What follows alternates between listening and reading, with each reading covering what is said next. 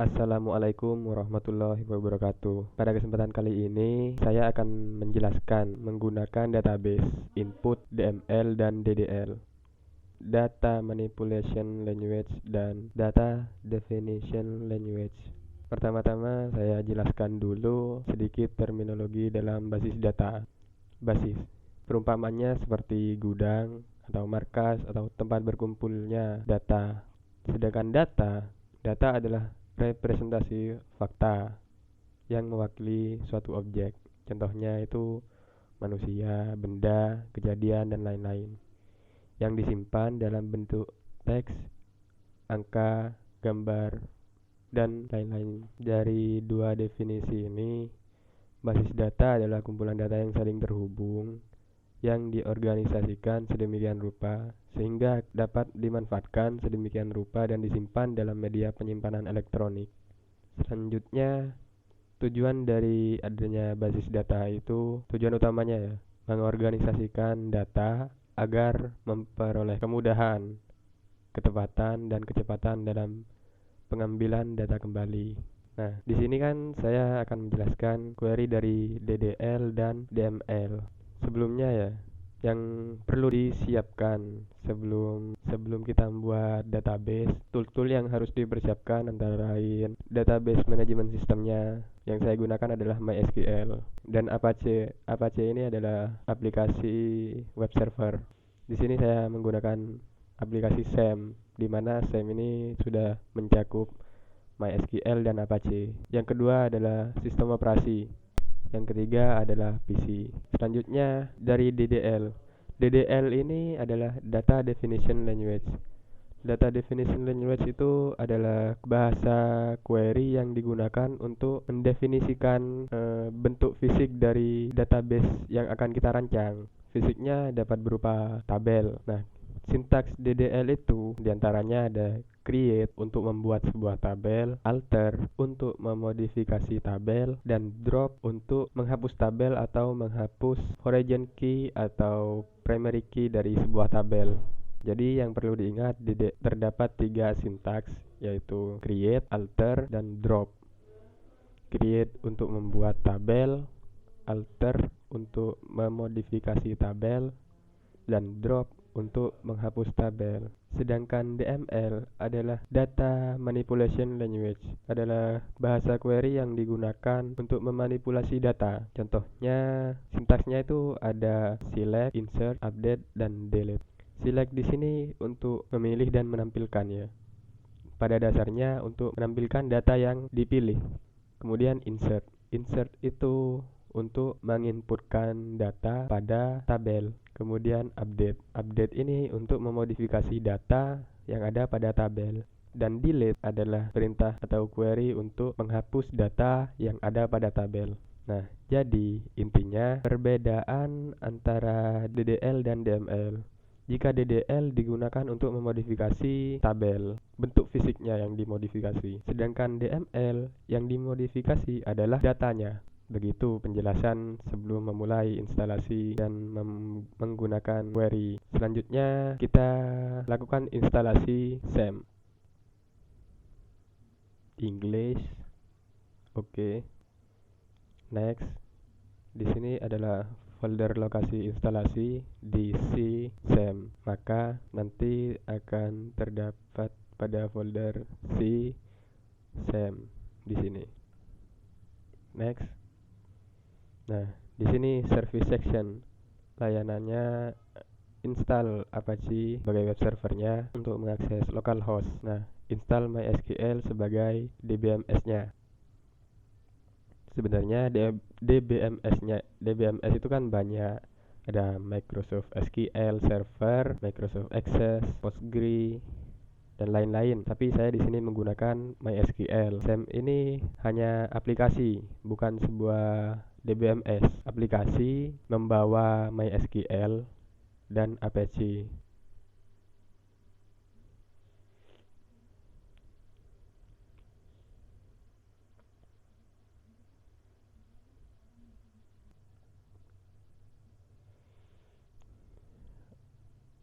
Ya.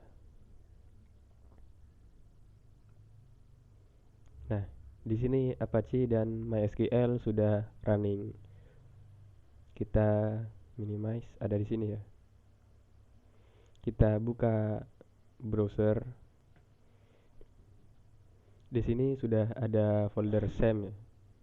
Karena kita menentukan lokasi instalasinya ada di C SAM localhost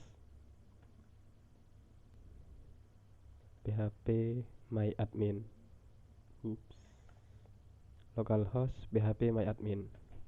Nah, di sini kita sudah masuk pada php myadmin, di mana php myadmin ini tempat kita memodifikasi dan mengatur database yang kita kelola. Oke, kita masuk pada perintah DDL-nya.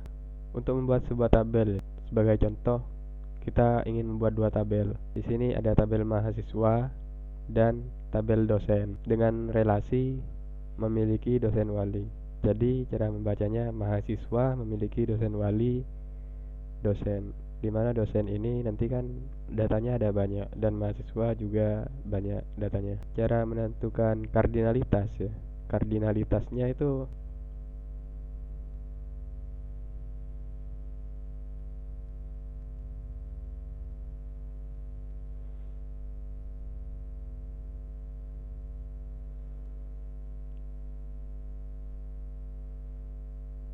di sini kita menggunakan sintaks DDL-nya dulu. Yang pertama adalah create, alter, dan drop. Create. Di sini saya akan menjelaskan melalui sintaks. Di sini sintaksnya adalah create. Create database. Kemudian diikuti nama databasenya. Sebagai contoh asistensi. Nah, di sini saya beri nama databasenya asistensi. Klik go. Nah, di sini your SQL query has been executed successfully. Di sini sudah terdapat database dengan nama asistensi, tapi tidak memiliki tabel. Di sini no table found in database. Jadi sebelum kita membuat tabel, kita bikin dulu databasenya. Selanjutnya kita lakukan perintah DDL yang drop. DDL kan memodifikasi database fisiknya. Kita coba drop database asistensi. Drop database dengan nama database asistensi. Jadi yang akan dihapus adalah database asistensi. Go. Apakah kamu yakin untuk drop database asistensi? Oke. Your SQL query has been executed. Berarti database asistensi sudah berhasil dihapus. Di sini tidak ada database asistensi ya. Jadi saya buat lagi database asistensi.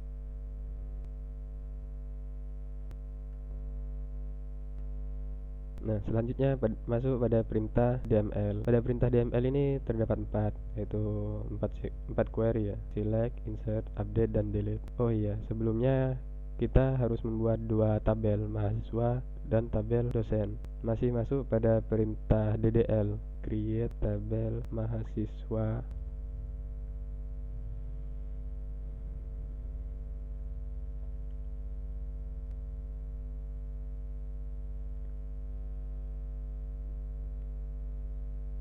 Oke, your SQL berhasil dieksekusi. Nah, di sini create table mahasiswa. Di aturannya, di sintaksnya, aturan penulisan itu yang pertama nama dari atribut, kemudian diikuti tipe data dari atributnya. Apabila varchar harus ada panjang atau batas maksimalnya. Not null itu batasan constraint-nya, tidak boleh null. Dan sebagai primary key. Primary key ini adalah kunci utama dari setiap tabel, karena setiap tabel pasti memiliki primary key. Selanjutnya adalah nama mahasiswa, tipe data, dan not null, sama dan seterusnya. Tabel mahasiswa sudah dibentuk, sudah dibuat. Selanjutnya kita membuat tabel dosen. Kita modifikasi query yang tadi, create table dosen. Apa yang dimiliki oleh dosen? Nomor induk pegawai, tipe data, variabel karakter, not null, primary key, nama dosen. Kita go. Nah, di sini sudah terdapat dua tabel, tabel dosen dan tabel mahasiswa. Selanjutnya kita inputkan ya, data-datanya. Di sini strukturnya ya, terdapat dari tabel dosen, terdapat atribut NIP, nama dosen, alamat dosen, tempat lahir dosen. Jika kita browse, kenapa ini silang? Karena tabel ini masih belum memiliki data. Sebelum kita menginputkan data, kita relasikan dulu kedua tabel ini. Mengapa demikian? Dari tujuan awalnya, primary key dari dosen dilebur pada tabel mahasiswa. Apa primary key dari dosen? NIP. Ini NIP. Jadi NIP di sini pasti ada di tabel mahasiswa sebagai foreign key. Nah, cara merelasikannya menggunakan sintaks sebagai berikut. Alter table. Tabel yang mana yang akan kita modifikasi? Karena yang akan ditambahkan foreign key adalah tabel mahasiswa, jadi kita harus memodifikasi tabel mahasiswa. Alter table mahasiswa.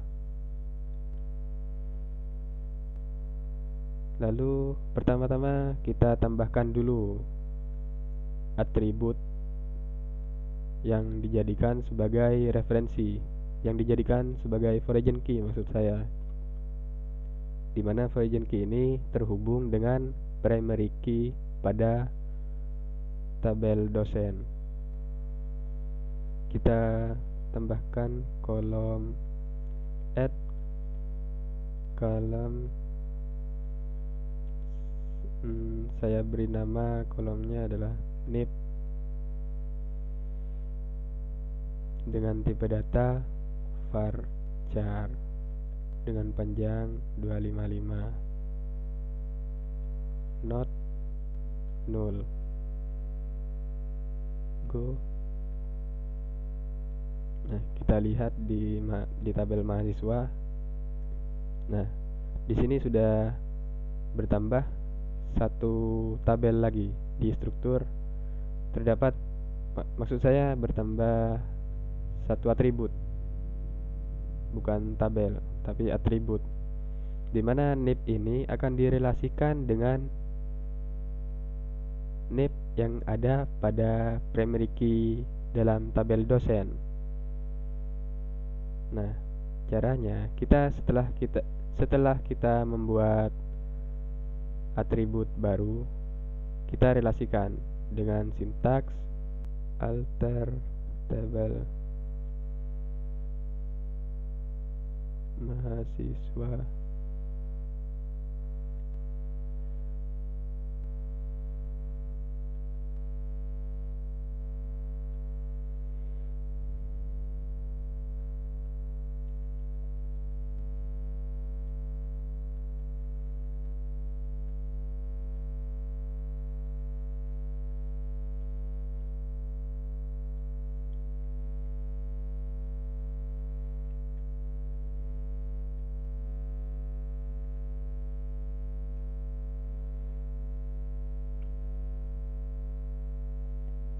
Sintaks berhasil dieksekusi. Di sini alter table mahasiswa, modifikasi tabel mahasiswa, dan tambahkan batasan foreign key NIP. NIP yang mana? NIP yang ada pada tabel mahasiswa. NIP yang ada pada tabel mahasiswa yang sudah dibuat barusan. References dosen dalam kurung NIP. Mereferensikan, merujuk pada tabel dosen dengan atribut NIP. Nah, NIP ini kan adalah primary key dari tabel dosen. Karena sintaks ini berhasil, jadi kedua tabel ini sudah berelasi. Kita coba inputkan data dari dosen dulu. Input data itu menggunakan insert. Jadi sintaksnya insert into dosen.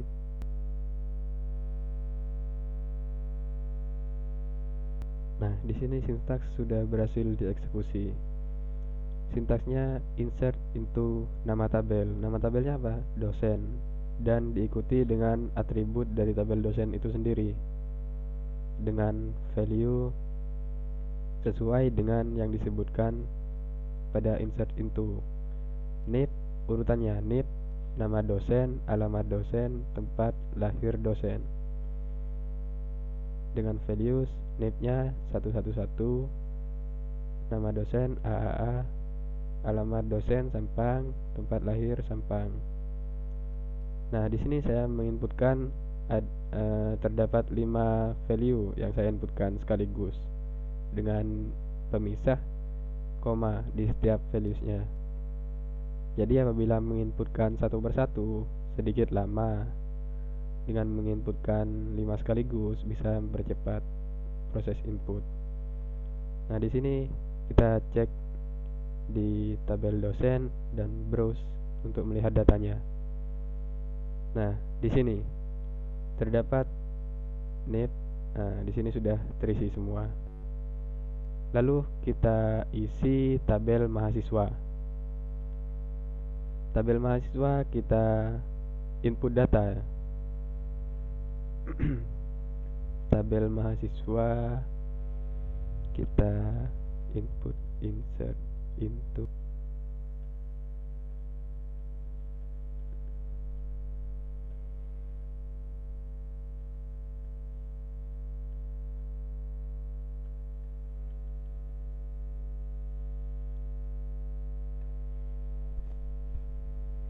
Nah, di sini query berhasil. Jadi terdapat 5 data yang diinputkan pada tabel mahasiswa. Di sini insert into tabel mahasiswa dengan urutan atribut name, nama, alamat, tempat lahir, dan name dengan values seperti ini dengan sesuai dengan urutan yang sudah disebutkan pada baris pertama. Kita cek di tabel mahasiswa. Nah, di sini sudah terdapat data yang sudah diinputkan barusan. Kok masih belum berelasi? Caranya untuk merelasikan dalam di designer ini menggunakan relation ini. Create relation. Klik select reference key. Referensinya di mana? Referensinya dari tabel dosen dengan atribut name. Foreign key-nya sekarang kita pilih. Foreign key-nya berada di tabel mahasiswa. Tabel mahasiswa di sini ada pada name sebagai foreign key. Kita klik create relation, oke. Nah, sudah berelasi. Karena tadi sintaksnya masih belum bekerja ya. Mungkin laptop saya yang error. Apabila sudah berelasi, kita cek tabel mahasiswa, kita browse. Nah, di sini sudah ada link-link yang merujuk pada tabel dosen. Apabila kita klik 333 ini. Nah, di sini sudah merujuk pada dosen dengan nama CCC dengan NIP 333, alamat Sumeneb dan tempat lahir Sumeneb. Apabila kita cek dari dosen ini, kita browse. Nah, yang terseleksi tadi, yang keluar tadi adalah nama dosen CCC dengan NIP 333. Oke. Saya rasa ada penjelasan yang masih ada query yang belum saya coba, yaitu untuk mengganti atau memodifikasi dalam artian DDL-nya. Untuk contohnya ya, saya ingin mengubah alamat atribut alamat pada tabel mahasiswa dengan nama address, tapi tipe datanya teks. Nah, bagaimana caranya itu? Nah, ini masuk pada perintah DDL, yaitu memodifikasi tabel atau modifikasi fisik database-nya. Kita coba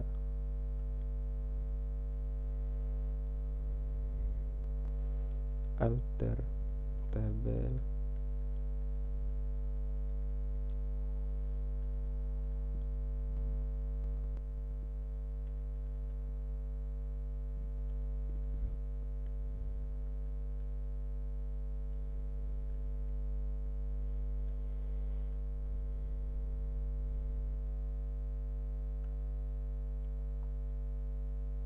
Nah, di sini sudah berhasil. Kita cek strukturnya, struktur dari tabel mahasiswa. Nah, di sini tadi alamat dan varchar, sekarang berubah menjadi address dan tipe datanya teks. Penjelasan sintaksnya: modifikasi tabel mahasiswa, ganti alter tabel mahasiswa, ganti alamat, nama kolom pertama, nama kolom awal menjadi address, nama kolom keduanya, ganti alamat menjadi address dengan tipe data teks. Nah, ini untuk mengubah full atributnya. Sedangkan bagaimana untuk yang digunakan untuk mengubah tipe datanya saja atau modifikasi hanya yang bersangkutan dengan atribut address ini? Kita gunakan modify. Tetap menggunakan alter tabel mahasiswa, modify.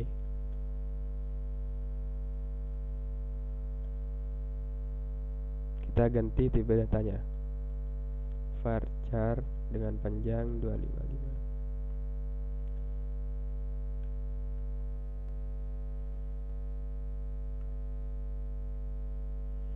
Sintaks berhasil dieksekusi. Kita reload halaman ini. Nah, di sini sudah berubah. Address sudah menjadi varchar, sebelumnya teks. Nah, lalu apa bedanya modify dengan change? Change itu digunakan untuk merubah nama dari atribut, tipe datanya, dan seluruh yang bersangkutan dengan atribut. Sedangkan modify itu tidak bisa merubah nama, hanya memodifikasi tipe data. Yang dimodifikasi adalah tipe datanya, tipe data not null, dan saya rasa itu yang saya ketahui. Oke, saya rasa kita cek dulu. Kita cek tabel asistensi, kita cek tabel dosen,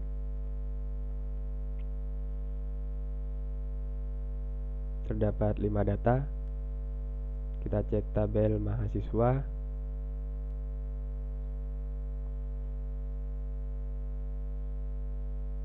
terdapat 5 data dengan relasi.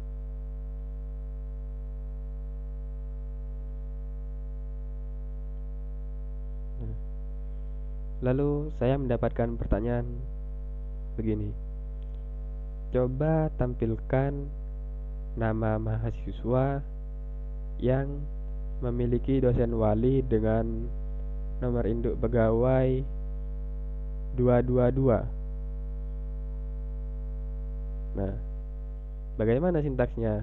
Itu termasuk dalam query DML-nya.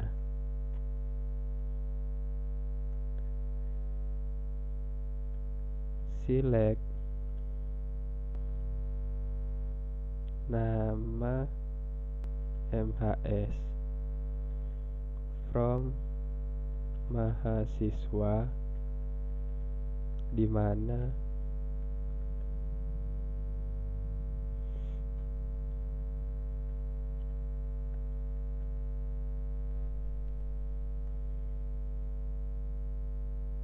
nah ini dia. Jadi select nama mahasiswa dari tabel mahasiswa, di mana NIP dosen walinya adalah 222. Yang tampil siapa? Yang tampil dari selectnya nama mahasiswa.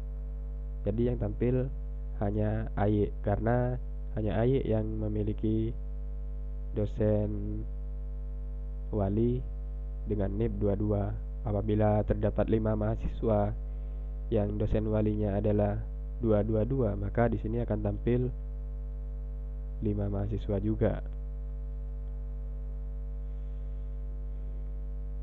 Apabila kita ingin update nama AY ini, kita coba sintaksnya. Update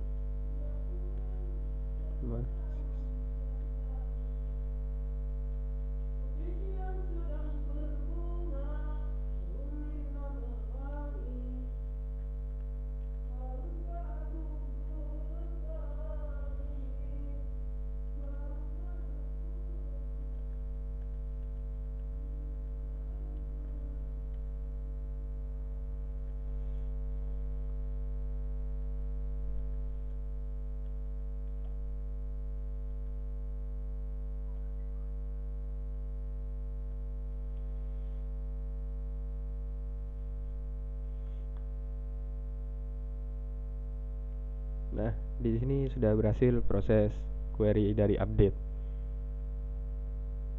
Update mahasiswa. Update mahasiswa, set nama mahasiswanya menjadi Ahmad Munsharif, di mana yang nama mahasiswanya adalah AY.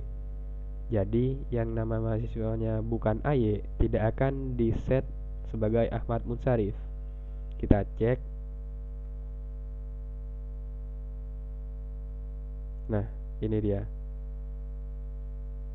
Ahmad Munsharif, Sumenep dengan dosen nomor induk pegawai dari dosennya adalah 222 yang sudah tadi kita query ya. Jadi AY tadi sudah berubah menjadi Ahmad Munsharif. Nah, sekarang bagaimana cara mendelete? Delete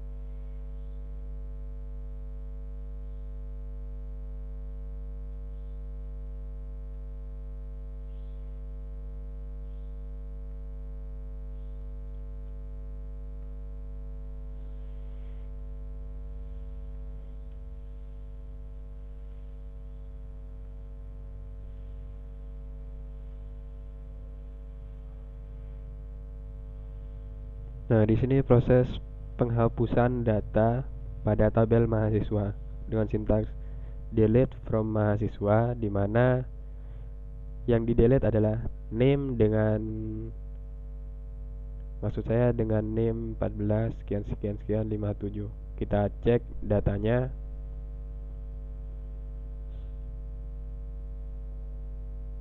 Hmm.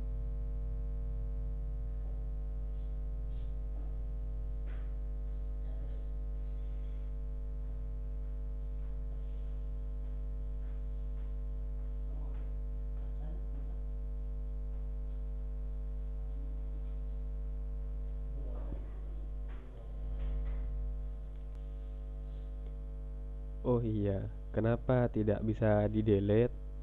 Karena pengaturan defaultnya di sini kan sudah ada relasi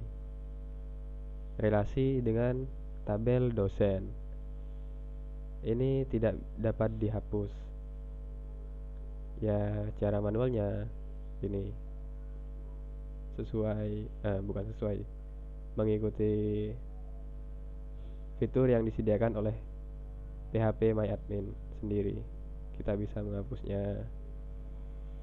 Delete di sini ada sudah sintaks bawaan, delete from tabel mahasiswa. Nah, ini sintaks-sintaks yang di-generate oleh PHP MyAdmin-nya.